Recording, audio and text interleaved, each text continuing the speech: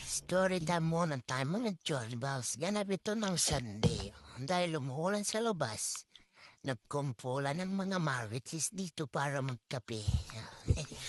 Charis. At kapida ka no.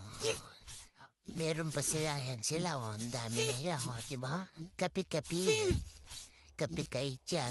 Oo, mabuhay ang mga bakong. Wala na pinimarimar. Bayan nalalaman pa silang cheers, cheers. Sakala mo naman, alak iniinom nila. Kape lang naman, ah. O, di ba? Nagkumpulan sila kasi magmi-meeting daw sila kung saan ang next gala nila paglabas nila ulit. O, di ba? Advance sila mag-isip. Linggo pa lang pinag-iisipan na ng kung saan sila pupunta. Pero drawing naman. Lagi na lang drawing. Wala namang ano, si Mayoro, sarap ng kapit sa gilid. Oh, kita ni Julie, pati chocolate. Ikapit na ha. Ay, marami akong na-sharon na busy with ko na doon eh. Oh, ang dami ang masayang para masayang bata. May biskwit na iuwi, oh, di ba?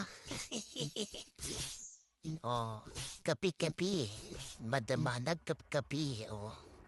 Tiraam Julie, ito chocolate.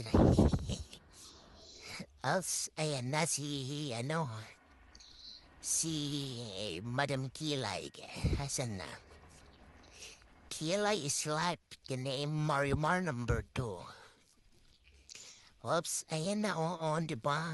Kilay. Oh, di ba? Ang ganda ng kilay.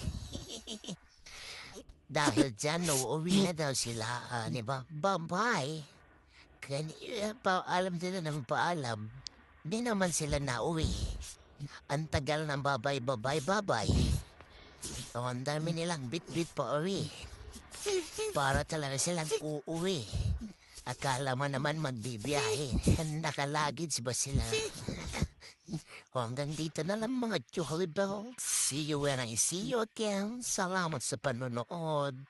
See ya. Bye. Bye mga Jolly Bells.